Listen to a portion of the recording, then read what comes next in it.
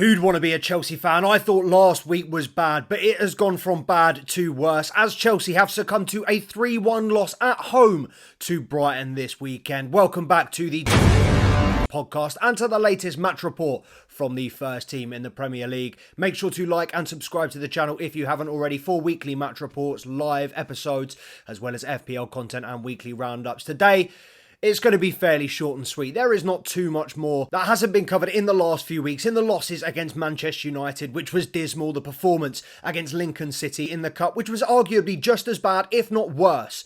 But that performance against Brighton and across the board, players, manager, I am not sure what has happened at this club. Why we are so far off the team that beat PSG 3-0 in the Club World Cup. I do not understand how we can regress so quickly. It seems like every time in the last 5 years this Chelsea side has taken one step forward, it's been an inevitable 2 steps back.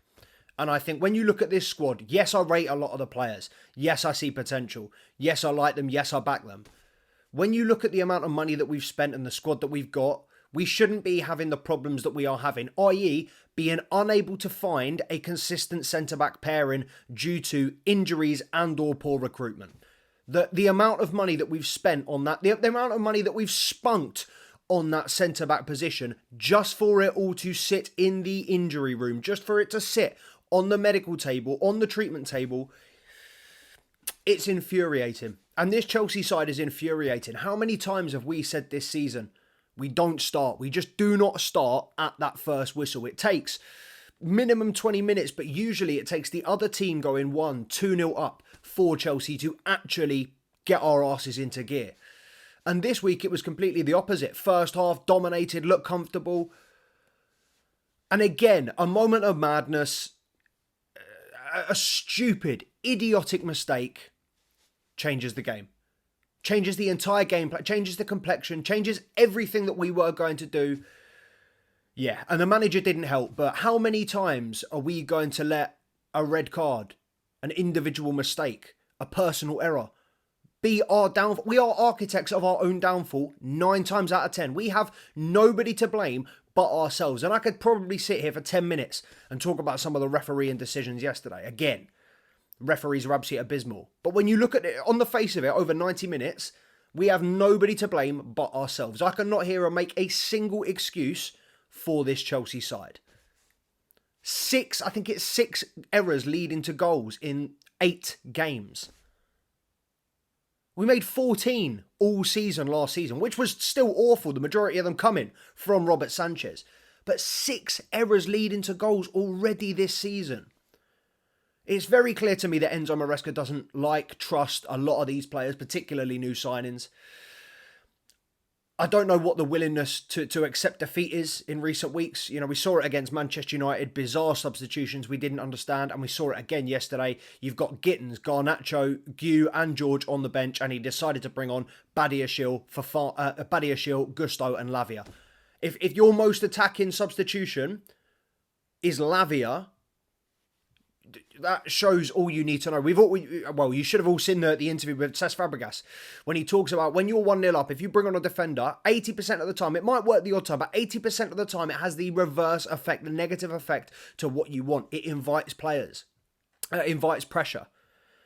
The players think, all right, we're going to shift to a more defensive. We're not going to be, as progressive. We're not going to be as aggressive going forward.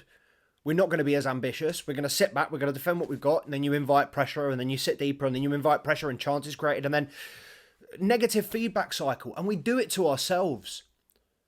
I don't understand with the talent that we have on the bench, the quality of these players, why they're not being used. It must, if it's not Enzo Maresca doesn't like them, I don't know.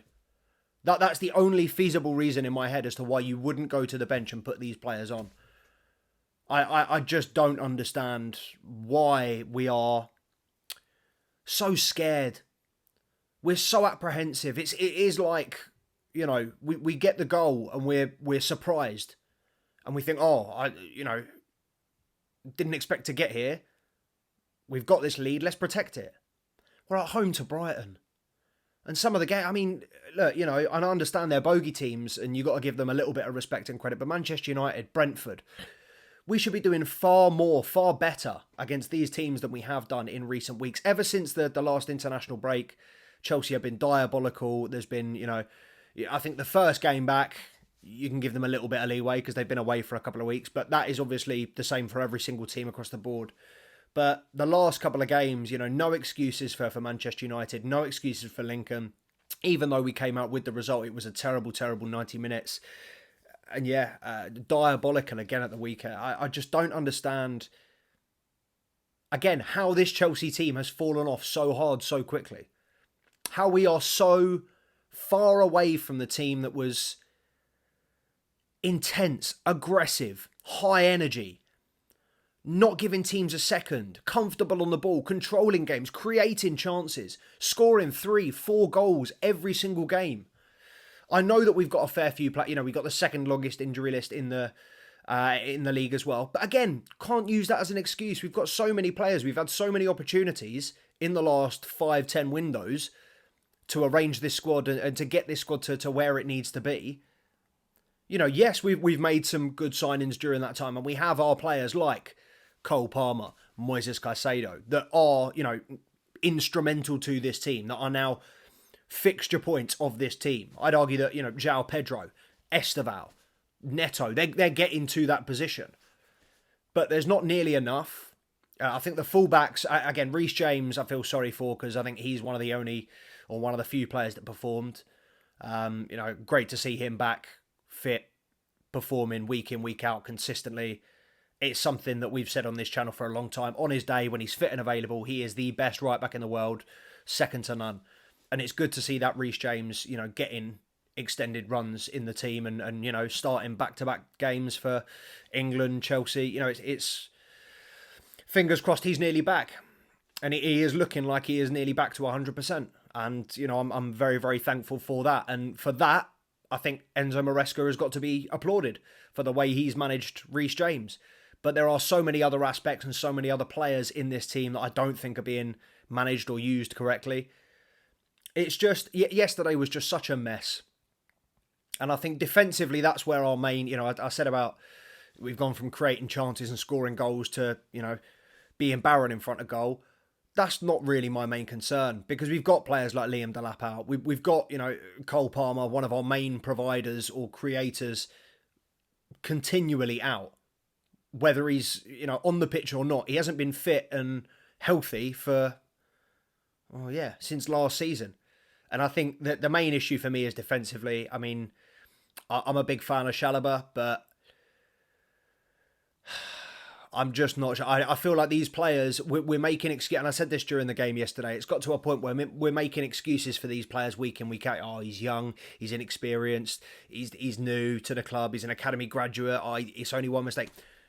We need to remember who we are, what we are aspiring to be. If we want to be a world-class team, we need world-class performances from individuals every single week. They don't necessarily have to be world-class individuals, but they have to be putting up the level of performance that we expect from a Chelsea player.